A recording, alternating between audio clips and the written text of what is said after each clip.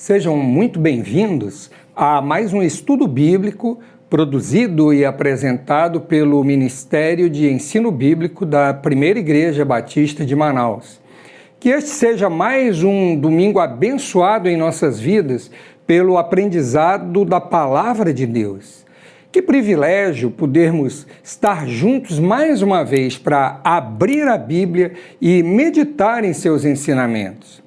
Hoje nós vamos continuar o estudo da vida de Samuel, um homem nas mãos de Deus, que exerceu as funções de sacerdote, juiz e profeta no meio do povo de Israel. A sua história se encontra no primeiro livro de Samuel, capítulos 1 a 25. Se você ainda não conhece essa bela história, leia com cuidado durante a semana esses capítulos em sua Bíblia. Anote suas dúvidas, suas observações e seu aprendizado com o texto lido. Lembramos a vocês, mais uma vez, que esta mesma aula é apresentada presencialmente e com um pouco mais de tempo na nossa escola bíblica presencial, aos domingos, a partir das 8h30, no Salão de Cultos da Primeira Igreja Batista de Manaus, a Avenida Joaquim Nabuco, 2015.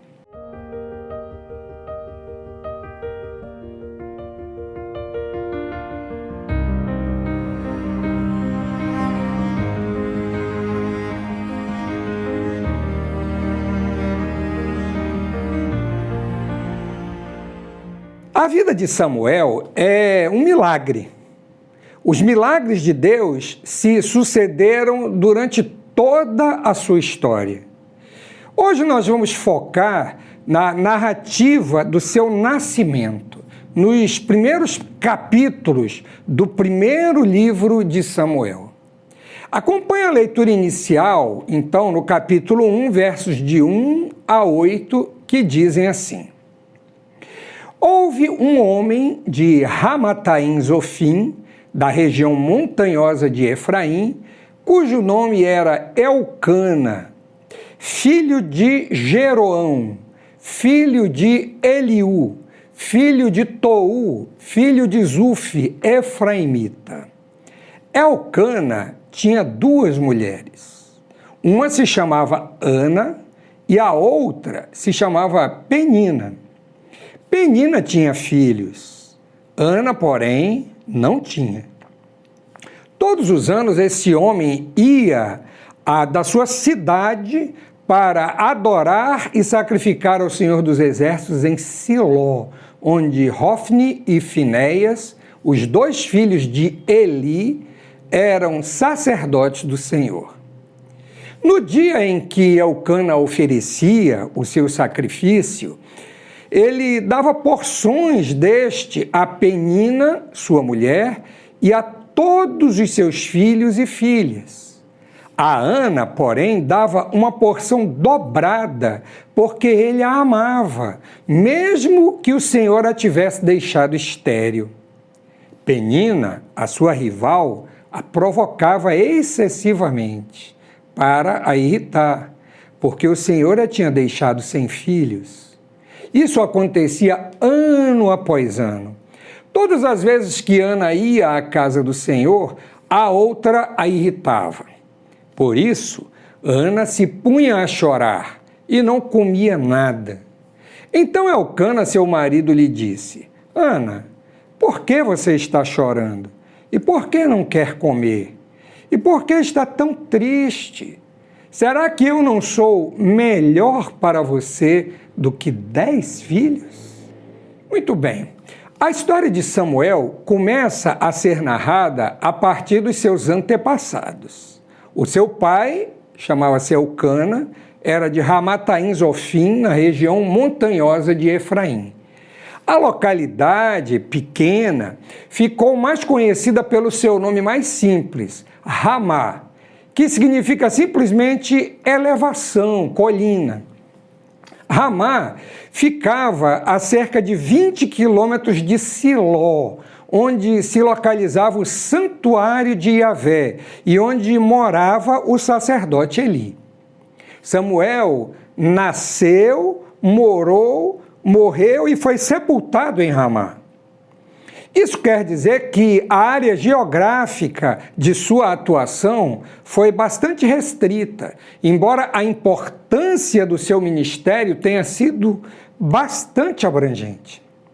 Como já vimos, embora Elcana morasse na região de Zuf, em Efraim, a sua linhagem era da tribo de Levi.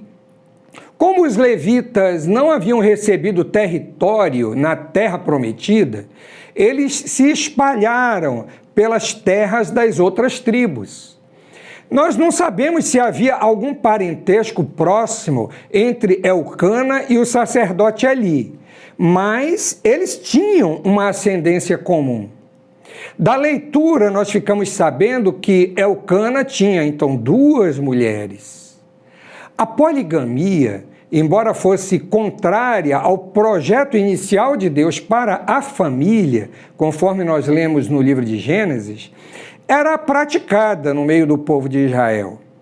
É muito provável que Elcana tenha se casado primeiro com Ana e, ao constatar que ela era estéril, casou-se depois com Penina. No entanto, nós também precisamos reconhecer que as famílias que assim procediam enfrentavam mais problemas do que soluções. Entre os patriarcas, por exemplo, nós vemos Abraão e Jacó, que foram polígamos. Da mesma forma, o juiz Gideão e os reis Davi e Salomão. Sem nenhuma exceção, todas essas famílias tiveram sérios problemas gerados pela desobediência aos mandamentos de Deus. No caso específico de Elcana, a falta de um herdeiro era um sério problema, pois isso poderia comprometer toda a sua linhagem. O fato de ele ter tomado uma segunda esposa sugere que ele era um homem próspero, além de ser de família sacerdotal, fato que atraía o respeito das pessoas. A tradição daquela família era se reunir anualmente para celebrar a Deus e oferecer sacrifícios lá no santuário em Siló, onde estavam os sacerdotes Eli e os seus 2 filhos, Hofni e Finéias. Esta era uma ocasião importante, pois reunia todos os membros do clã, incluindo as mulheres e as crianças. Os sacrifícios eram oferecidos a Yahvé Sabaoth, ou seja, o Senhor dos Exércitos. Este título para Deus é usado pela primeira vez aqui neste livro e é repetido por diversas vezes.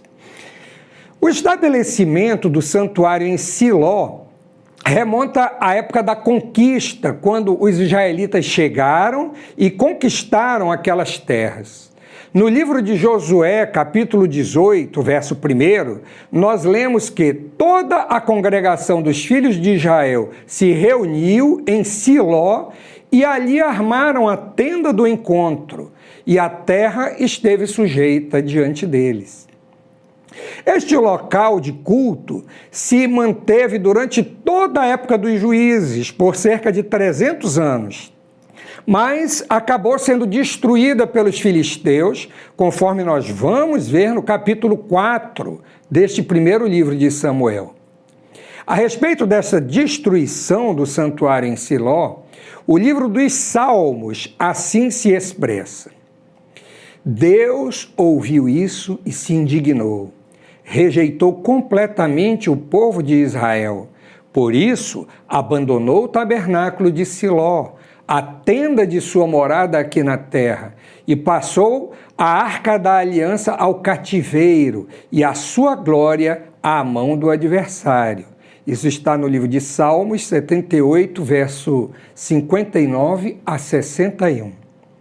Mas o profeta Jeremias também usa a destruição de Siló como exemplo para os israelitas que achavam que o templo construído por Salomão era indestrutível.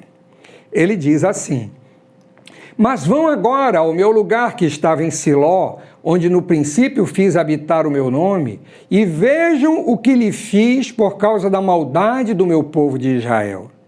Agora, visto que vocês fazem todas essas obras, diz o Senhor, e eu falei muitas e muitas vezes, mas vocês não me ouviram, chamei, mas vocês não me responderam, farei também com este templo que se chama pelo meu nome, no qual vocês confiam, e com este lugar que dei a vocês, o mesmo que fiz com Siló.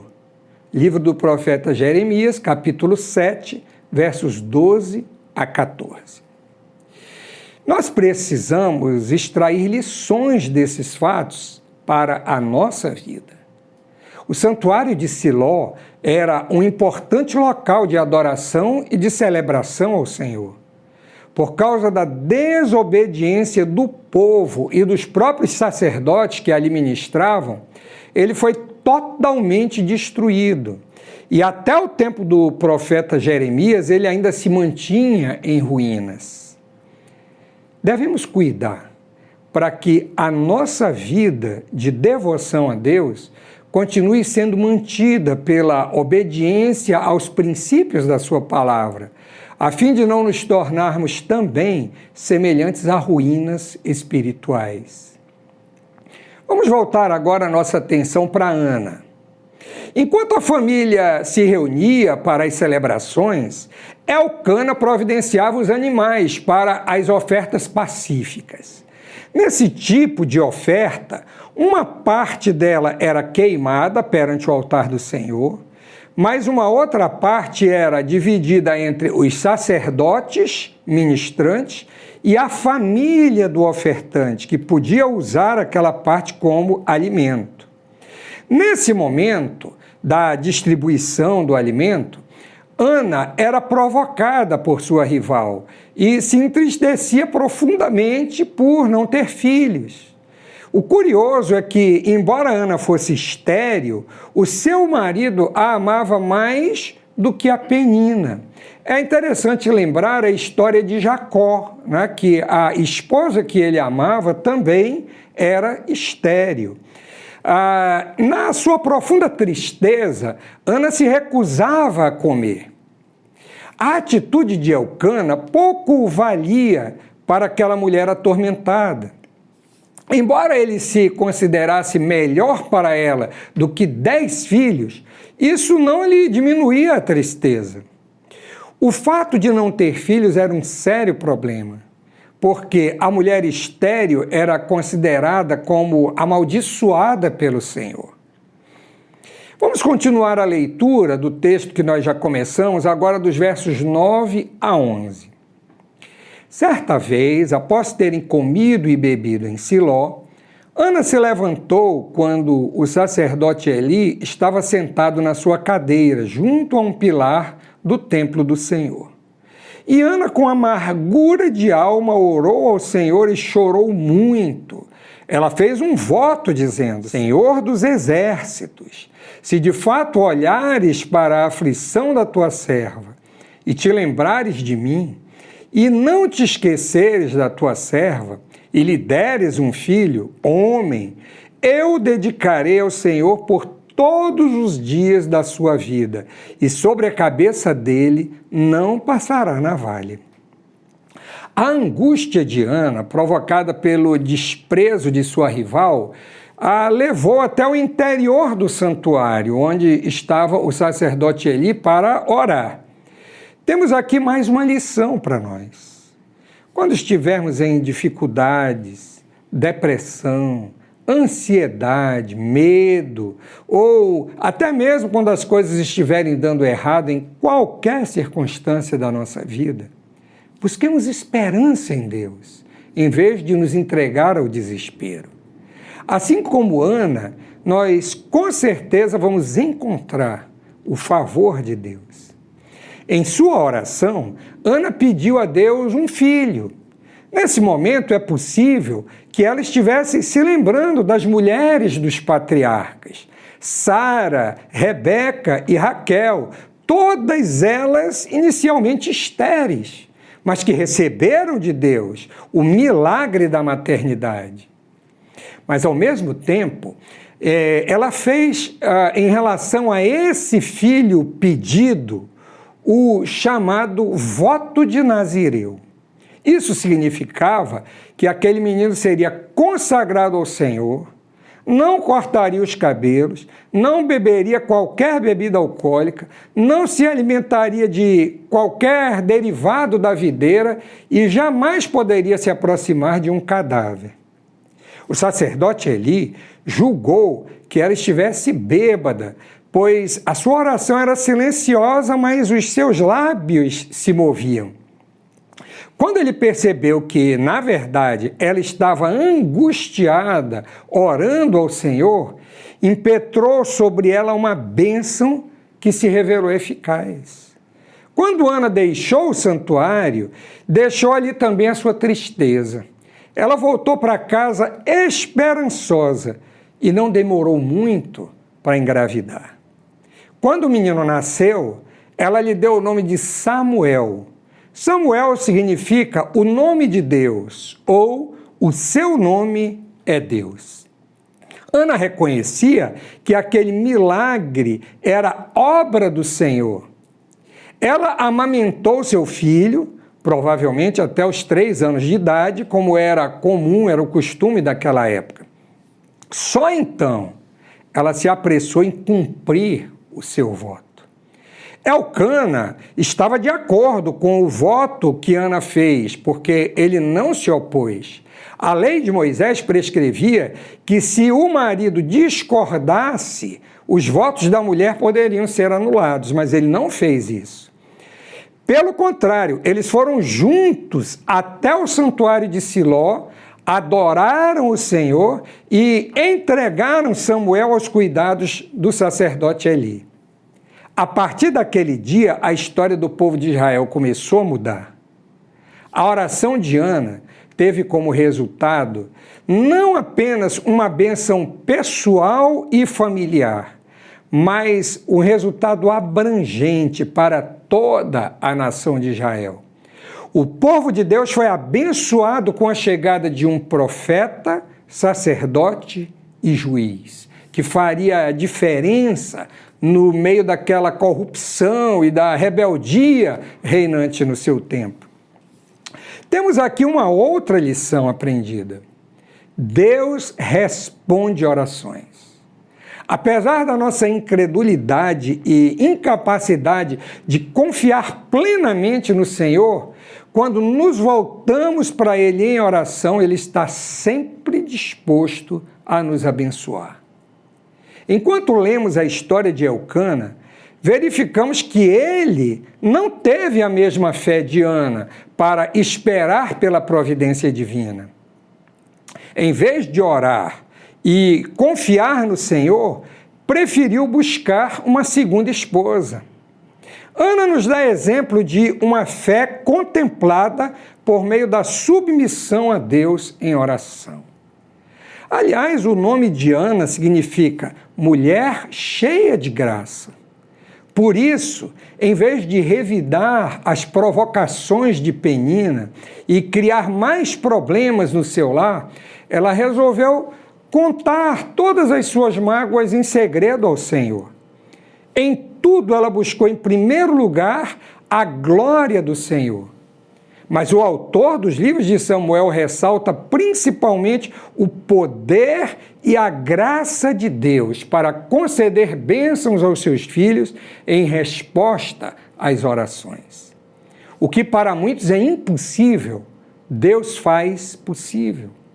Lembremos das palavras do anjo Gabriel para Maria, quando anunciou o nascimento de Jesus. Palavras registradas no Evangelho de Lucas, capítulo 1, verso 37. Porque para Deus nada há impossível. Não podemos deixar passar despercebida a atitude de Ana e Elcana no cumprimento da promessa feita ao Senhor.